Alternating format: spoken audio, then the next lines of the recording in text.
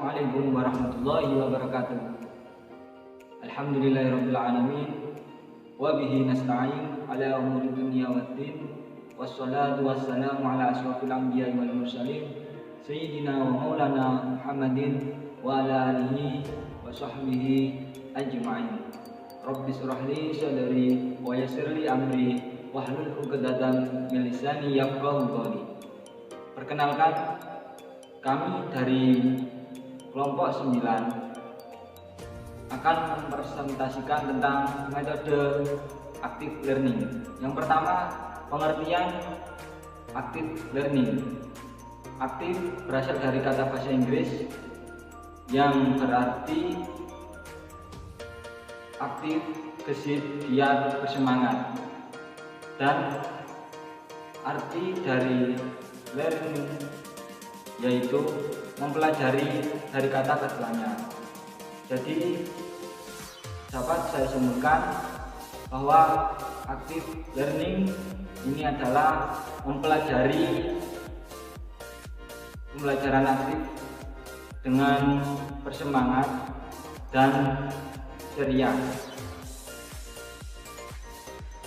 Konsep active learning atau cara belajar aktif siswa itu dengan cara pengoptimalisasian melalui pembelajaran bagaimana siswa dapat belajar dengan aktif melalui emosional siswa dan keaktifan siswa untuk cara memperoleh dan cara menghasilkan dengan melihat hasil dari keterampilan, pengetahuan, sikap, dan nilai para siswa. Keterlibatan peserta didik ini diperoleh melalui intelektual dan emosional siswa dengan harapan siswa dapat memperoleh hasil dari belajar dan titik inti dari belajar mengajar itu pada intelektual siswa dan emosional siswa. Dengan itu, siswa sebagai subjek dalam proses belajar mengajar dan dikatakan sebagai inti dari belajar tersebut. Menurut Dinas Setiawan, active learning adalah memayungi proses pembelajaran dengan memfokuskan proses pembelajaran pada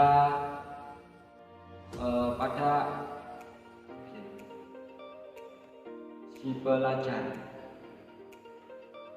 Menurut Jolwin, active learning adalah suatu pendekatan guru untuk memberikan peran aktif kepada siswa dan untuk mendapatkan hasil dari belajar siswa itu tersebut. Unsur umum di pendekatan ini, jadi seorang siswa melaksanakan kegiatan belajar mengajar dengan tahap menjadikan pengajar berperan sebagai pengajar dan guru sebagai penolong pada saat proses pengajar atau belajar mengajar itu tadi.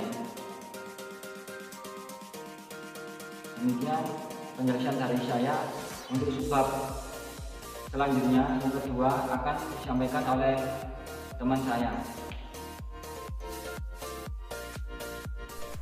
Assalamualaikum warahmatullahi wabarakatuh. Oke, saya di sini akan menjelaskan tentang fungsi metode active learning. Ada beberapa fungsi dari penggunaan metode pembelajaran aktif dalam proses pembelajaran, yaitu 1. Membekali peserta didik dengan kecakapan atau life skill yang sesuai dengan lingkungan hidup dan kebutuhan peserta didik. 2. Membantu proses belajar peserta didik dan merangsang serta mendorong peserta didik untuk mandiri, aktif melakukan sesuatu. 3. mempersiapkan peserta didik untuk belajar tanggung jawab, inisiatif, kerjasama, tolong-menolong, dan pandangan sosial dalam masa depan. 4. Mengembangkan wawasan berpikir secara terbuka dan objektif, menumbuhkan suasana demokratis, dan mengembangkan sikap tenggang rasa terhadap berbagai perbedaan pandangan. Terima kasih. Di sini saya akan menjelaskan tentang karakteristik model pembelajaran active learning. Model pembelajaran menurut Hosnan merupakan sebuah kerangka konseptual yang melukiskan yang sistematis dalam mengorganisasikan pengalaman belajar untuk mencapai tujuan belajar tertentu dan berfungsi sebagai pedoman bagi para perancang pembelajaran dan para pengajar dalam merencanakan dan melaksanakan strategi dan aktivitas prinsip pembelajaran atau paradigma belajar dari pola lama yang bergeser menuju ke pola baru. Silberman mengatakan bahwa saat belajar aktif, para siswa melakukan banyak kegiatan. Mereka menggunakan otak untuk mempelajari ide-ide, memecahkan masalah, dan menerapkan apa yang mereka pelajari. Pembelajaran aktif ini dimaksudkan untuk dapat mengoptimalkan penggunaan semua potensi yang dimiliki oleh setiap peserta didik, sehingga semua peserta didik dapat mencapai hasil belajar yang memuaskan. Selain itu, juga untuk menjaga perhatian siswa agar tetap fokus pada proses pembelajaran. Maka dapat ditarik kesimpulan bahwa model active learning adalah suatu model pembelajaran yang memberikan kesempatan kepada siswa untuk dapat berperan lebih aktif dalam proses pembelajaran dengan menyediakan lingkungan belajar yang membuat siswa tidak merasa tertekan dan senang dalam melaksanakan kegiatan pembelajaran. Menurut Bonwell, terdapat beberapa karakteristik dalam pembelajaran aktif. Yang pertama yaitu penekanan proses pembelajaran bukan hanya pada penyampaian informasi, melainkan pada pengembangan keterampilan pemikiran, analitis, dan kritis terhadap topik atau permasalahan yang dibahas. Yang kedua, yaitu mahasiswa tidak hanya mendengar kuliah secara pasif, tetapi mengerjakan sesuatu yang berkaitan dengan materi kuliah. Yang ketiga, yaitu penekanan pada eksplorasi nilai-nilai dan sikap-sikap yang berkenaan dengan materi kuliah. Yang keempat yaitu mahasiswa lebih banyak dituntut untuk berpikir kritis, menganalisa, dan melakukan evaluasi. Yang kelima yaitu umpan balik yang lebih cepat akan terjadi pada proses pembelajaran.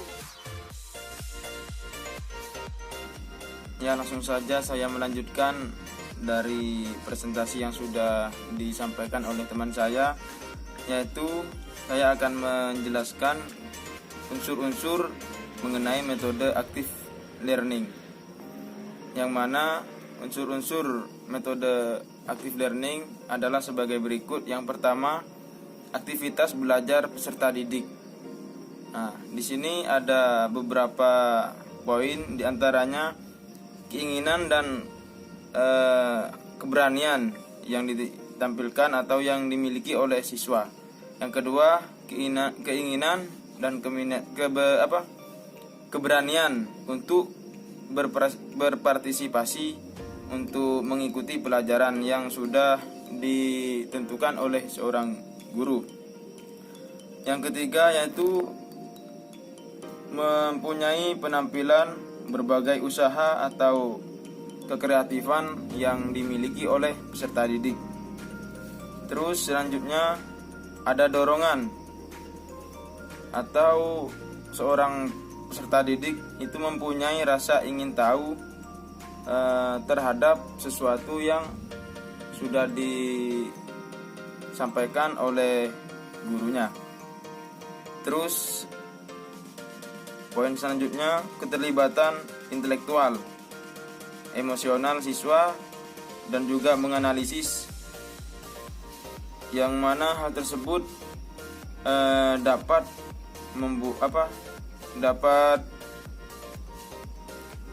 menghasilkan indikator sehingga siswa dapat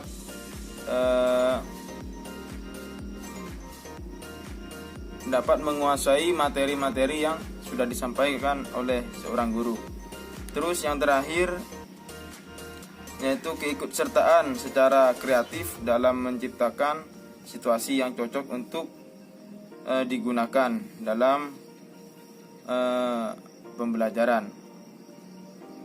Yaitu seorang peserta didik itu harus ikut serta dalam pembelajaran yang sudah berlangsung. Poin yang kedua yaitu aktivitas guru dalam mengajar, yaitu meliputi beberapa poin. Di antaranya yaitu seorang guru harus berusaha untuk membina muridnya agar minat yang tinggi untuk mengikuti pelajaran yang diampunya. Terus selanjutnya seorang guru juga harus mempunyai kemampuan menjalankan fungsi dan peranan guru sebagai motivator dan inovator yang senantiasa untuk siswa-siswinya supaya dapat menimba ilmu dengan baik sesuai yang diinginkan. Terus selanjutnya seorang guru harus mempunyai sikap yang mana sikap tersebut tidak mendominasi terhadap kegiatan belajar mengajar peserta didik dalam keseluruhan proses belajar maupun mengajar. Poin selanjutnya, seorang guru harus memberikan kesempatan kepada peserta didik untuk belajar sesuai cara ataupun irama. Jadi seorang guru harus memberi kesempatan terhadap peserta didiknya untuk entah itu mempelajari materi-materi yang sudah disampaikan di kelas ataupun mencari referensi-referensi yang lebih luas lagi. Terus selanjutnya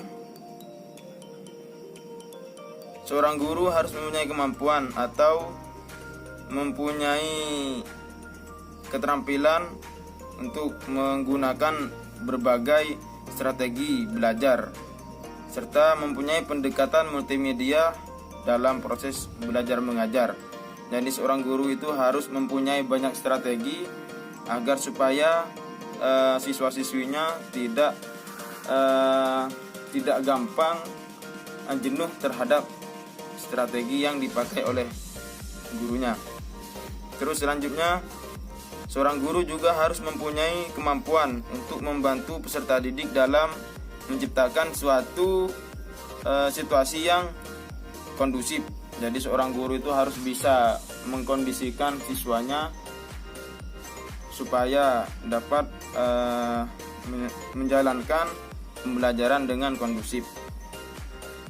Terus selanjutnya pendidik juga harus mempunyai kemampuan mempunyai keinginan untuk mendorong peserta didiknya untuk mengingatkan semangat peserta didiknya supaya dapat meraih prestasi yang lebih baik lagi. Itu seorang guru harus mempunyai kemampuan atau seorang guru harus menyediakan dan juga berusaha mencari sumber belajar yang diperlakukan oleh siswa agar supaya dapat dipertanggungjawabkan. Ketika ada seorang siswa bertanya sumber-sumber yang disampaikan oleh seorang guru tersebut. Nah, terus selanjutnya yang ketiga yaitu program belajar, yaitu ada 3 poin program belajar, diantaranya tujuan pembelajaran serta konsep maupun isi pembelajaran sesuai dengan kebutuhan. Yang kedua yaitu program yang memungkinkan terjadinya pengembangan konsep maupun aktivitas serta didik dalam kegiatan belajar mengajar. Yang terakhir yaitu program yang tidak kaku dalam penentuan metode. Maksudnya tidak monoton, maksudnya tidak itu saja. Ada berbagai program yang dilakukan oleh seorang guru terhadap pembelajaran.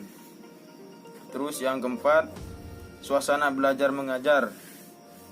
Di antaranya adanya multi komunikasi antara guru dan siswa. Nah, itu sangat penting bagi setiap pembelajaran, yaitu adanya komunikasi antara guru dan siswa maupun siswa dan siswa lainnya, yang mana hal tersebut sangat mendukung terhadap berjalannya pembelajaran. Terus yang selanjutnya yaitu situasi kelas yang menantang siswa untuk melakukan kegiatan belajar secara bebas tapi tetap terkendala, yang mana dalam hal tersebut seorang guru sangat berperan penting untuk mengendalikan atau mengondisikan siswa-siswinya. Terus selanjutnya kegiatan belajar siswa harus bervariasi supaya seorang siswa-siswinya tidak jenuh terhadap pembelajaran yang dijalankan oleh seorang guru. Terus selanjutnya situasi dan kondisi kelas tidak kaku atau tidak berpatokan dengan susunan yang mati. Maksudnya seorang dalam pembelajaran di kelas itu harus hidup, entah itu lewat diskusi maupun tanya jawab. Nah, terus selanjutnya belajar tidak hanya dilihat dan diukur dari segi proses belajar yang dilakukan siswa, namun guru juga berperan penting untuk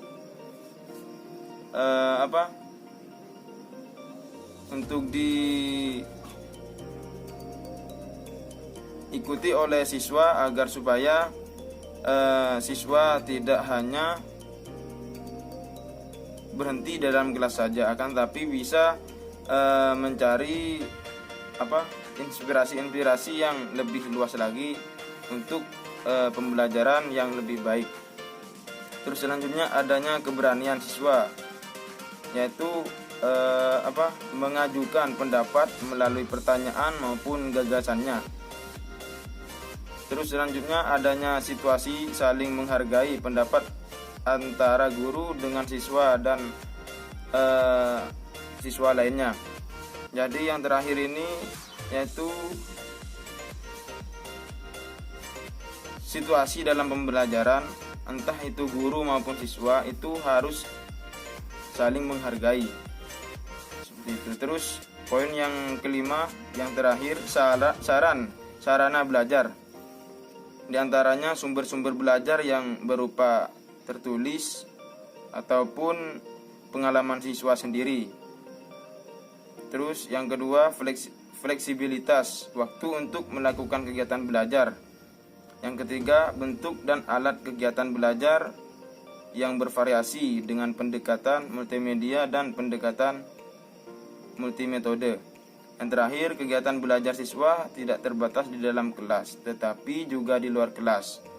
Jadi seorang siswa itu jangan sampai hanya di dalam kelas saja, akan tetapi seorang guru itu juga harus memberikan motivasi agar supaya siswa tersebut masih mempunyai minat yang sangat tinggi sehingga tidak hanya berhenti di dalam kelas saja. Ya, cukup sekian penjelasan dari saya, kurang lebihnya mohon maaf. Wassalamualaikum warahmatullahi wabarakatuh.